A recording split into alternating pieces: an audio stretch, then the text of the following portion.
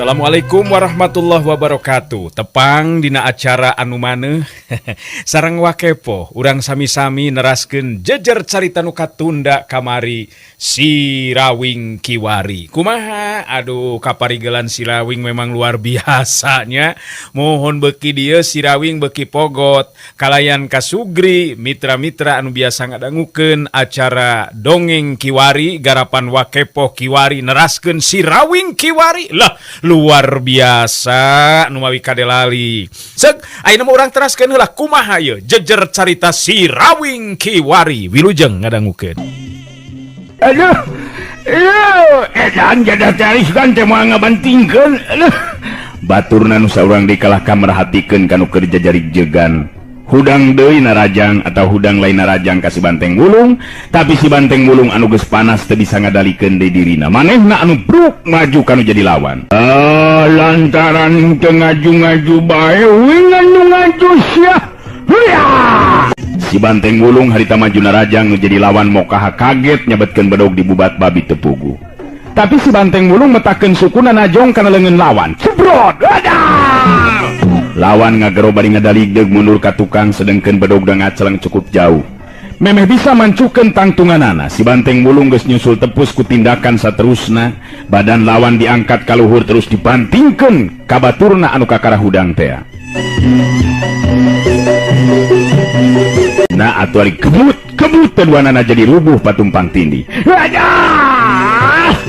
Meh bareng duanana tinggal ronahan kanyeri, tacan oge bisa hudang deui masih keneh ngarasakeun kanyeri dina sakojur awakna. Si Banteng Wulung ngakajeleng kep. Lebah cangkeng lawan ditewak masing-masing diangkat ka luhur ku leungeun kenca jeung katuhuna, terus digebotkeun kana lemah. Hayap! Darmod ya. Darmod. Kebot. Kusek duanana geus teu usik deui, ilang kasadaran jeung kakuatanana. Curelat celeng sababaraha jijirim jalma laluncatan daratang nyalampeurkeun ka lebah dinya. Untara harita untari nyekelan leungeun si Rawing pageuna keranan bari neuteub nu ditujukeun ka dua jirim lalaki nu dedegan jeung keuretan beungeut narek sagambaran nu tayalian ti Subala jeung Subali dibaturan ku genep urang baturna kabeh pada kalaluar ti jero imah. Anu keur marahin oge harita teh pada bubaran ngan tetelah teu wani maju ngadeukeutan sigana teh. Kang Rawing, teu ngareneng duaan eta Kang Subala jeung Sujali teh Kang. Kadising atos-atos Kang Rawing, galak sareng kejem tama Kang. Untari nuduhkeun anu ngaran Subala jeung Sujali teh. Oh. Eta. Paingan atuh meuni sagamaran kitu beungeut atawa rupana oge. Tenang, nyai tenang. Ulah pergem ulah. Naon Kang pergem teh? Ulah gemper. Ayeuna urang buktikeun ye. Yen nyai anu kuduna mah ngatur jeung ngabogaan hak kana raja kaya di patempatan. Bener teu? Subala jeung Sujali nangtung ngarendeng.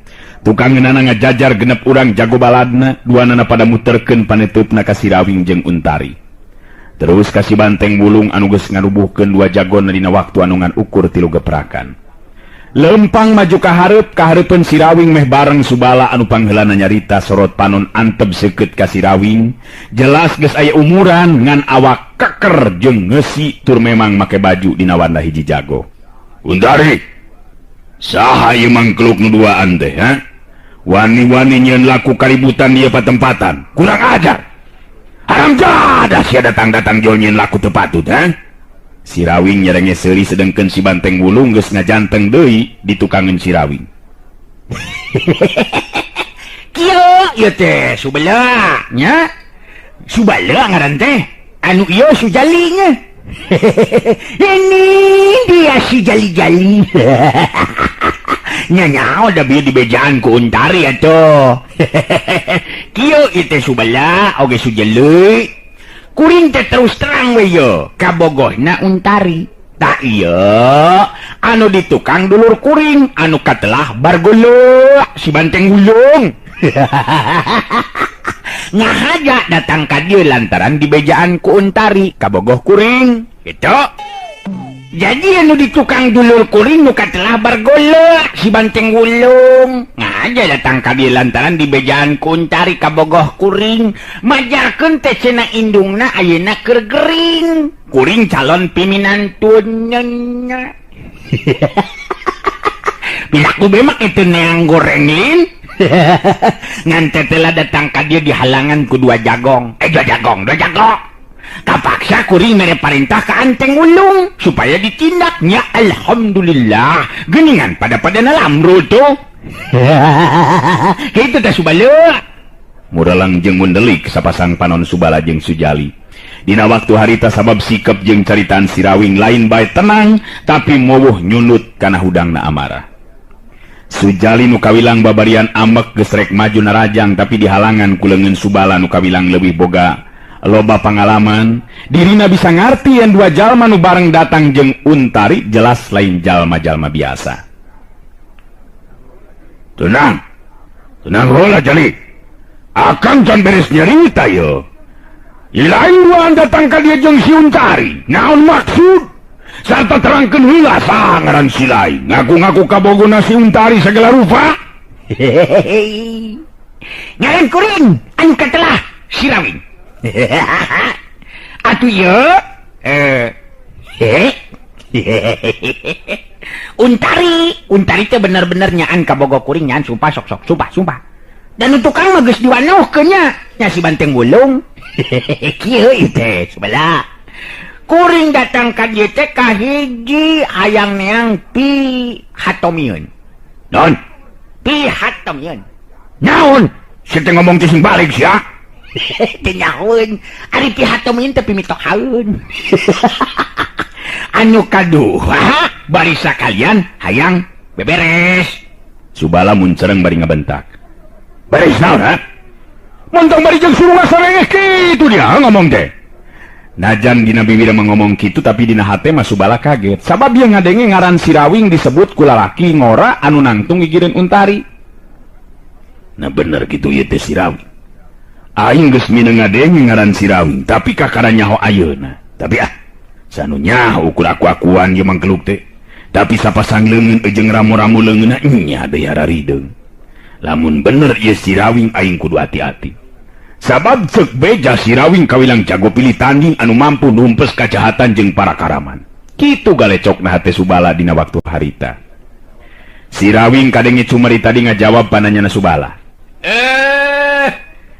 Iya anu hayang dibereskeun teh Subala. Nya da kuring teu mikeun ani boga kabogoh kahirupanana diatur ku anu lain hakna mah. Sedengkeun siga nu dalang kaeun ngomong teh rese. Sedengkeun raja kaya anu aya di dieu teh sasatna mah ditinggal bapana Untari kabogoh kuring. Malah indungna Untari mah aya keneh. Pugu kawin jeung bapana Subala mah teu mangkuk sabaraha bulan. Teu. Jeung teu kungsi boga naon-naon deui. Kopo-kopona mah manehanana kabehanana geus dijelaskeun ku Untari ka kuring. Subalik saya ngomong ti kopona. Pira bengkok saeutik meni molotot. Pokona tuh. Jadi wajar lamun kuring salak nu jadi kabogohna hayang menerkeun ieu masalah. Atuh salah ieu wungkul. Masalah. Pokona mah ulah milu ngatur kahirupan jeung hak raja kaya kolotna Untari. Anu estu lain hak anjeun duaan. Nah, saya teh ngomong teh mun dicuklak ceklok itu. Kapan kol-kola? Sanajan dina sikap tenang mangsa cumaritana tapi Sirawing langsung kana sasaran pokona. Henteu loba bulat-bulit dina ngomongna.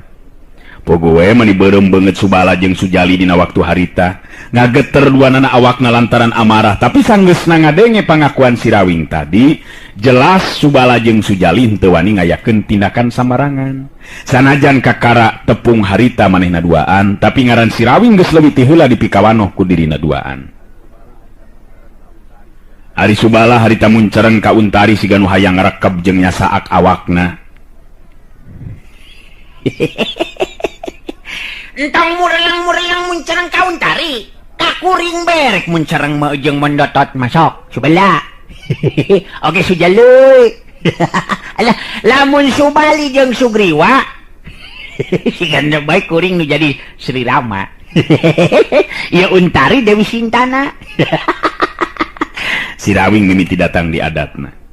Sujali lamun seug teu dihalangan ku leungeun lanceukna mah geus rek sagajeleng-gajelengeun atuh manu mamajuna rajang, tapi Subala masih keneh tacan mere parentah pikeun maju. Rawing.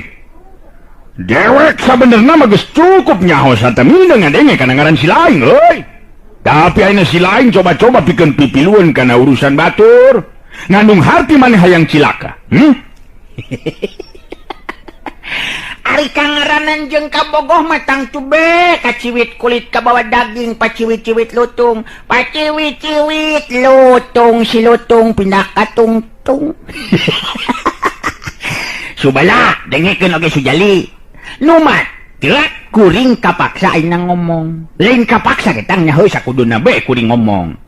Ari popokona mah ulah sapedah ka Untari pangawak awewe tingajenan jeung sok ngalicikan lur. Oh mah lur yo. Cilaku eta numpuk-numpuk dosa kitu. Bogo salibat mah dosa teh baledos teu karasa, tapi awak jadi bau. Buktina ayeuna menikah ambeul ka dieu tuh bau kato. Bau naon sia? Bau kato, bau nyuk-nyuk. Beak kasabaran Subala ayeuna mah. Ngareret ka Sujali adik kembarna bari terus nyarita. Urang recah ieu mah keluk teh Jali. Ngan kade hati-hati akan kusingan dengin ngaran si Rawing, kawilang luhur elmuna cenah. Moal samata-mata wani ngacapak lamun kitu lamun teu nguntup ka urang cenah eta. Urang ketrukeun kabeh pangarti jeung kakuatan Jali. Hayu Kang, urang ajar mangkeluk teh ye. Diantepkeun kalah ka ngacapruk ka mana karep, ha? Subala jeung Sujali ngabagi diri. Kadenya si Banteng Bulu ngomong. Ngawing-ngawing ngabagian sabarang urang ka ngawing-ngawing. Bisi ngagok mangengkeun bewi ngabagian geneban ka ngawing-ngawing. Ari nyuma makanya mawing mah hayang ngelut. Hayang ngadu ngarepan jeung ieu mangkuluk-mangkuluk ya ka ngawing-ngawing. Kumaha ngabagian duaan Kang? Si Rawing kareret atau ngareret ka si Banteng Bulung. Terus nitah Untari nyingkah ka gigir bari nyarita. Sok ditinggal di tempat aman ye. Kumaha Teng, tong kitu di dinya. Geus puguh kana daang hayang panglobanna teh. Kudu adil Teng. Jumlah lawan aya 8 urang Teng. Urang duaan jadi urang kabagian lawan eta teh 4 sewan Teng. Ngan Subala jeung Sujali eta mah kapaksa bagian akang Teng. Kumaha wareg kitu kira-kirana Teng? Satuju lamun kitu Teng. Kusabab ulah sok neng Teng. Ulang itu ka ngawing-ngawing. Uing mah tara nungtang neng Teng ujun tara. Tapi nyatuju nya, nyatuju. Nyatuju ka ngawing-ngawing. Awas hati-hati Teng. Subala, Sujali. 4 lawan masing-masing bakal disanghareupan ku kuring jeung si Banteng Bulung. Bisi aya anu ngajolor saperti batur anjeun, sok sing hareupan si Banteng Bulung. Hayo. Ngap enter euy.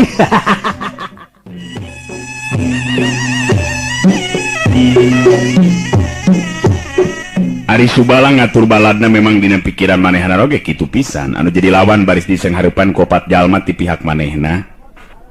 Ari sabab Subala ngarti yen munggaran atawa nungaran si Rawing lain jago kamari sore. Dirina kudu bisa aya di pihak nu unggul. Lamun henteu kitu geus tangtu ajeun kahormatan dirina bakal runtag di hareupeun Untari anu salila ieu dikingkilikan turta dilirihan dina kahirupanana. Sanggeusna ngatur ngabagi kakuatan Subala harita ngarendeng jeung Sujali, sedengkeun si Banteng Bulung nying hareupan opatan jago atawa jago-jagona Subala jeung Subali.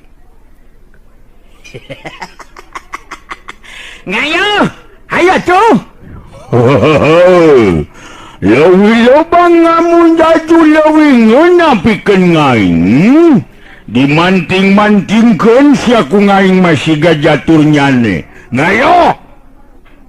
Ngayo siang urang manting-manting ku ngaing-ngaing. Si Banteng Bulung puringas panona bet jadi beki bayangan si ganate.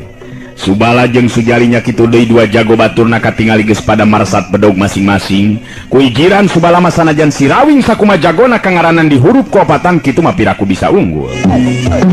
Si Rawing muterkeun paneteupna kana jadi lawan sikepna teu ngawangun pasangan pancuh nangtung ajeng teh siga nu rek tarung ngadu jiwa. Untari oge meh bari ejeng peureum ngabandungan lumangsungna kajadian di eta tempatan. Nyata sok inggis badan si Rawing karecah ku pakarang lawan, tapi Subala jeung anu sejena memang kacele.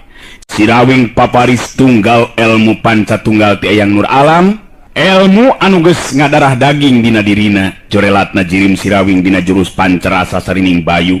Lain upama kalangkang atawa angin we, nyaho-nyaho si Rawing geus pindah tempat opat lawan nubruk tempat nu kosong. Hayo!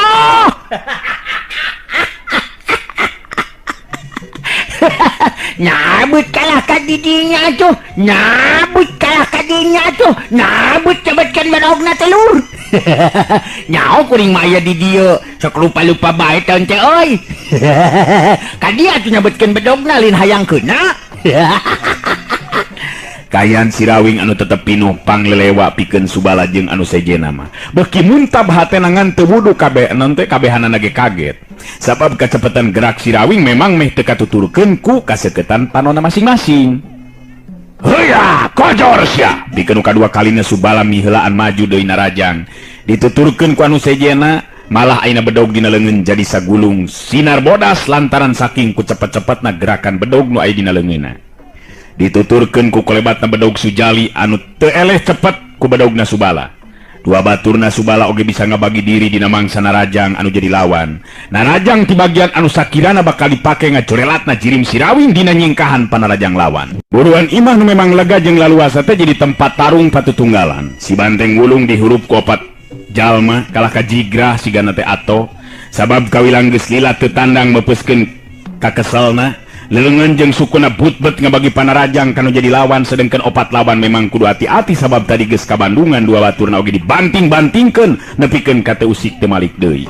Dina hiji kasempetan si Banteng Wulung bisa newak cangkeng salah saurang lawan terus dibantingkeun kana lebah tatangkalan. Muya! Menang sia ku ngai nyoba-nyoba ngayang dimantingkeunnya. Huya! Blak-blak. Koleang, cedak sidahna nenggal pisan keuna kana tatangkalan nu cukup gede. Kebut bro. Harita nyuuh ngahargung sakali deui terus ngusek teu usik deui.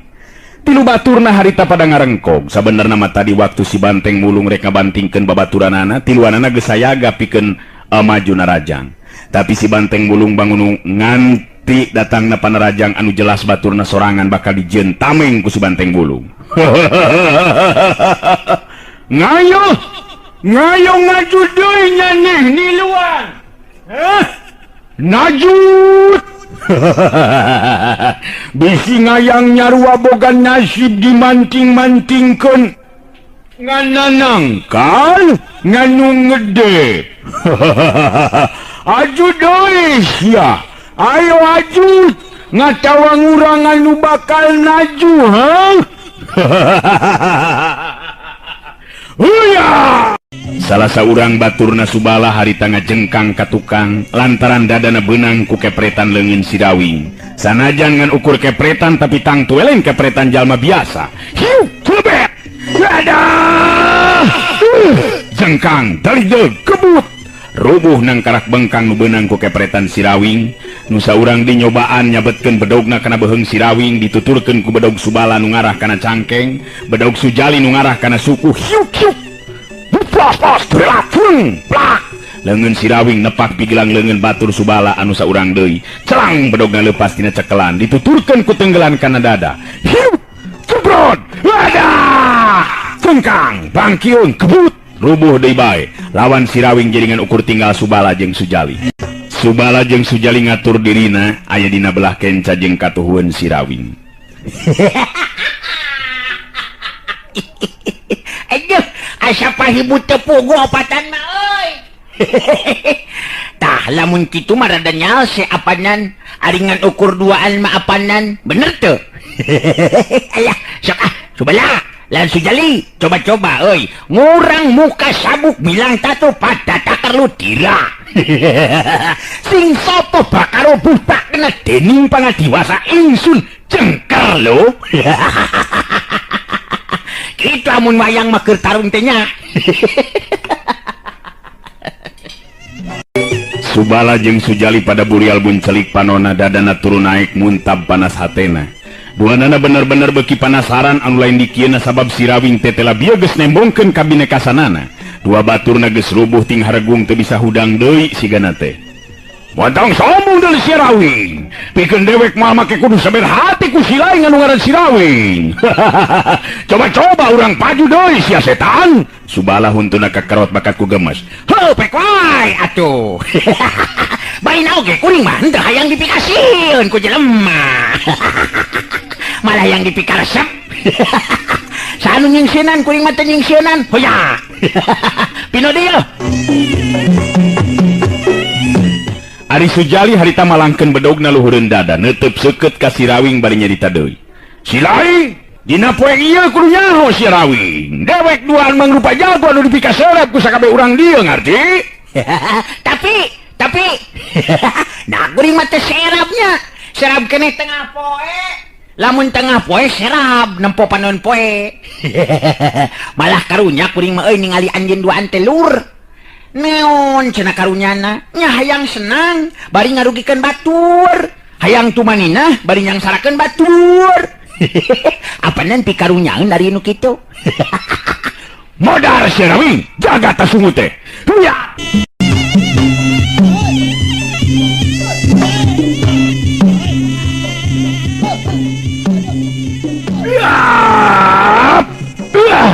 Modar sia. Aduh, aing geus sakayang seuri. Aduh, ampun eta Joros. Jorok colok naon eta? Colok kojo, colok kejo. Curilaceng, kiu-kiu. Bedog dina leungeun Subala geus maju deui bae dicacar bolangkeun ngarahkan anggota badan si Rawing. Dituturkeun ku bedogna Sujali nu jadi adi sakembaranana bedogna teu eleh cepet. Tapi si Rawing nu geus metakeun jurus pancarasa sarining geni atawa digabungkeun jeung jurus pancarasa sarining bayu bagian tina ilmu silat pancatunggal, moka hajirimna jadi teu beda ti kalangkang sedengkeun sapasang leungeunna nebarkeun hawa panas anu tembus kana kulit jeung daging. Top kamere.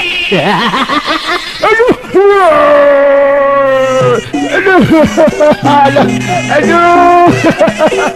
Oh, biasa.